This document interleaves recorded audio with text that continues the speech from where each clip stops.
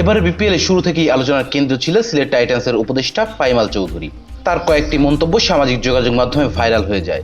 এবার দ্বিতীয় কোয়ালিফায়ারে রাজশাহী ওয়ারিয়র্সের কাছে হারের পর নতুন করে বিতর্কে জড়ান তিনি। কোয়ালিফায়ার 2-এ রাজশাহীর কাছে 12 রানে হেরে আসর থেকে বিদায় নেয় সিলেট। বিদায়ের পর স্বাভাবিকভাবেই হতাশ হয়ে পড়েন সিলেটের ক্রিকেটার ও কোচিং স্টাফরা। এরই মাঝে সিলেটের এক ক্রিকেটারের বিরুদ্ধে ফিক্সিং এর অভিযোগ আনেন ফ্র্যাঞ্চাইজিটির উপদেষ্টা ফাহিম আল চৌধুরী। ফেসবুক লাইভে ফাহিম বলেন, প্রিয় বাংলাদেশ, প্রিয় সিলেটবাসী, আমি আপনাদেরকে কিছু গুরুত্বপূর্ণ তথ্য দিচ্ছি। আজকের ম্যাচটি ভীষণভাবে কুলসিত হয়েছে। আমাদের কাছে নির্ভরযোগ্য ও প্রমাণিত তথ্য আছে। ম্যাচের ভেতরে থাকা একজন ব্যক্তি নিজেকে বিক্রি করেছে। সে আমাদের সঙ্গে মিথ্যা বলেছে, সিলেটের সঙ্গে বিশ্বাসঘাতকতা করেছে এবং সিলেট টাইটান্সের সঙ্গে প্রতারণা করেছে।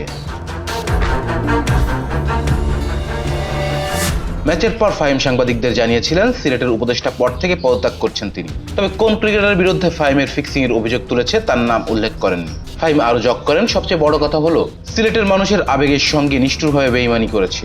এর কোনো দরকারই ছিল না। সে চাইলে আমাদেরকে বলতে পারতো তার কত টাকা প্রয়োজন, তা দেওয়া যেত। এই সত্য আমাকে ভেঙে দিয়েছে। এই ঘটনা আমি এখানেই থামতে দেব না। বিষয়টি গভীরভাবে তদন্ত করা হবে এবং দায়ীর বিরুদ্ধে যথাযথ ব্যবস্থা নেওয়া হবে।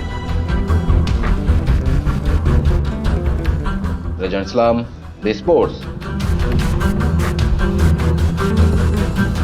Please subscribe our channel to get more information about Sports World.